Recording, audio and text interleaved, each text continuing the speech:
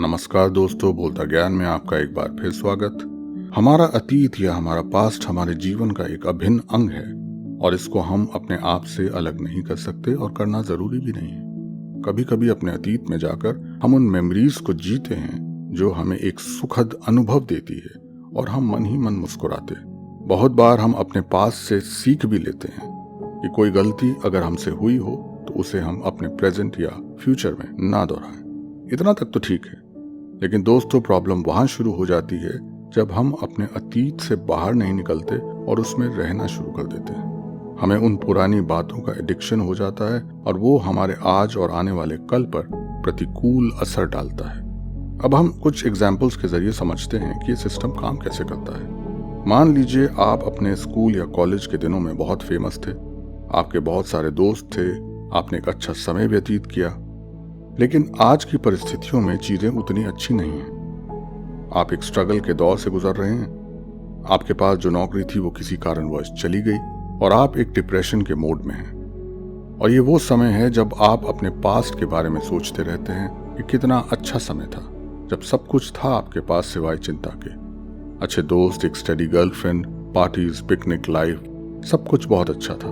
और धीरे धीरे आपको उन मेमोरीज में आनंद आने लगता है और एक तरह का एस्केप रूट आपको मिल जाता है अपनी प्रेजेंट की डिफिकल्ट सिचुएशन से। ये भी एक तरह का एडिक्शन ही तो है। दूसरा एग्जाम्पल है जब हमारे साथ अतीत में कुछ गलत होता है और उसका गहरा असर हमारी पर्सनैलिटी या व्यक्तित्व पे पड़ता है। एक कड़वाहट के रूप में वो हादसा हमेशा हमारे साथ साए की तरह रहता है और वो एक नेगेटिव असर डालता है हमारी रिलेशनशिप्स पर, हमारे फ्यूचर पर, हमारे प्रेजेंट पर। और ये हादसा किसी भी रूप में हो सकता है।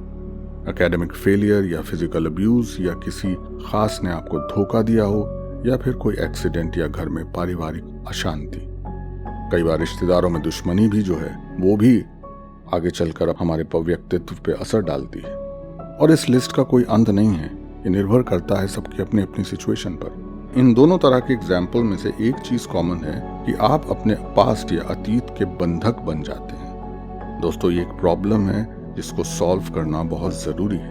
एक बात को समझिए, ये जो पास्ट या आपका अतीत है ये एक पुरानी फिल्म की तरह होता है जिसको आप बार बार देख तो सकते हैं लेकिन उसमें कोई बदलाव नहीं ला सकते। वो वैसा ही रहेगा क्योंकि अतीत अटल है, लेकिन उसमें रहते रहते आज जो अपॉर्चुनिटी आपके दरवाजे पर दस्तक देती है आप उससे महरूम हो जाते हो। आपके लिए आज कोई मायने नहीं रखता क्योंकि आज में आप खुश नहीं हैं। आपके साथ जो अतीत में हुआ उसको आप एक कारण बना लेते हैं आज की विफलताओं का। अब एक दोष मढ़ने के लिए एक आपको पुतला तो मिल गया और आप बरी हो गए अपने वर्तमान को बेहतर बनाने की रिस्पॉन्सिबिलिटी से। दूसरी तरफ आप क्योंकि प्रेजेंट या आप वर्तमान सिचुएशन को टैकल नहीं कर पा रहे हैं तो बीते हुए अच्छे समय का एक नशे की तरह आपने सेवन करना शुरू कर दिया। जानते हैं ना नशा लेने वालों के साथ क्या होता है? उनका दिमाग सुन्न हो जाता है। एक अच्छी सी फीलिंग रहती है, ना भूख लगती है ना प्यास लगती है, और पड़े रहते हैं किसी पेड़ के नीचे या रेलवे स्टेशन पर या किसी फुटपाथ पर। उन्हें आज से कोई मतलब नहीं होता। इसलिए दोस्तों वर्तमान में जीना बहुत जरूरी है। अब आप कहेंगे कि भाषण तो कोई भी दे देता है, जिसने झेला है वही इस चीज को समझ सकता है कि किस मजबूरी में इंसान अपने अतीत का बंधक या प्रिजनर बन जाता है। मैं जानता हूं इस बात को, तभी तो इस टॉपिक पर बात भी कर रहा हूं मैं। ये आसान नहीं होता, मुझे पता है। इस दुनिया में कोई ऐसा इंसान नहीं है जिसे कभी जीवन में ठोकर ना खाई हो। चलिए इसके कुछ उपायों पर डिस्कस करते हैं कि क्या किया जा सकता है। जैसा कि मैंने पहले कहा था, हम अपने अतीत से अपने आप को अलग तो नहीं कर सकते, लेकिन उससे कुछ सीख जरूर ले सकते हैं। पहले हम फोकस करते हैं उस अतीत पर जिसमें आपके साथ कुछ गलत हुआ। अब इसका एक प्रोसीजर है जो 3 फेजेस में है। पहला, क्या हुआ था। दूसरा, आप पर उसका आज के समय पे क्या असर है। और तीसरा, मैंने अपने अतीत के उस इंसिडेंट से कैसे अपने आप का सशक्तिकरण या एम्पावरमेंट कर सकता हूं। देखिए ये 3 पॉइंट्स केवल 3 बिंदु नहीं है, ये एक हीलिंग प्रोसेस है, या ये वो पॉइंट्स हैं जो आपके घाव को भरने में आपकी सहायता करेंगे। मान लीजिए कभी आपके साथ कोई फिजिकल अब्यूज या शारीरिक शोषण हुआ।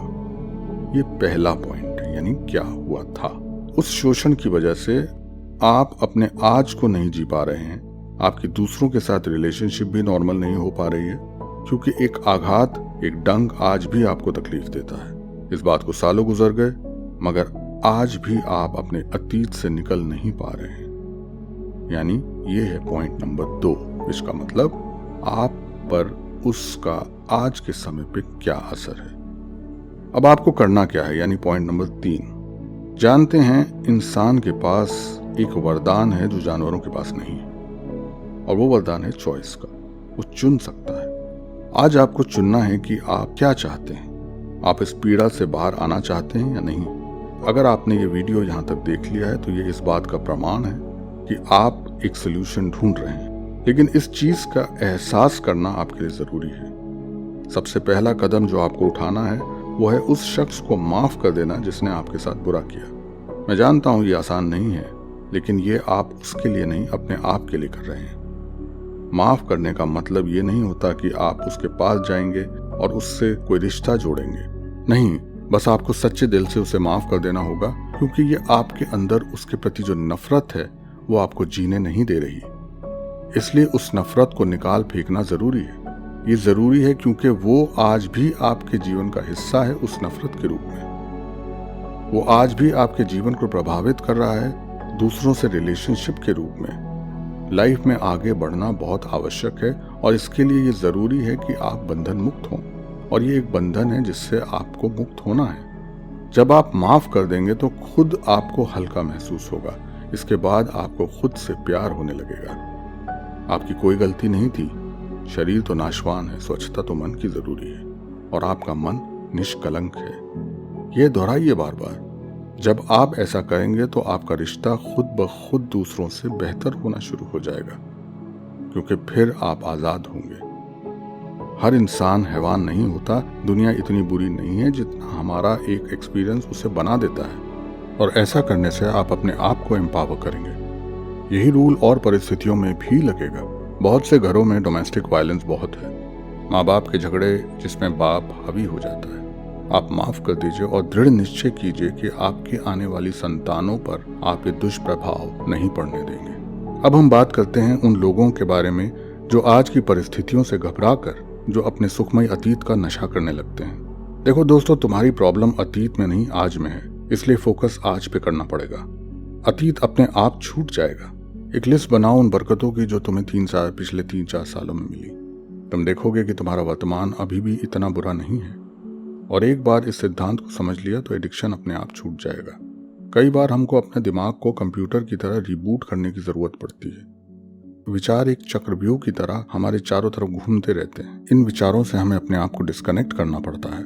इसलिए जरूरी है कि हम अपने रूटीन को तोड़ें, कहीं घूमने चले जाएं या कुछ और काम करने लगें, और उसके बाद एक प्रॉपर प्लान की आवश्यकता है। हमें अपने प्रेजेंट पर फोकस करना होगा, फिर नए गोल सेट करने होंगे, और इसके लिए मेरी वीडियो नंबर 3 को जरूर देखिए, जिसमें फोकस कैसे करें बताया गया है।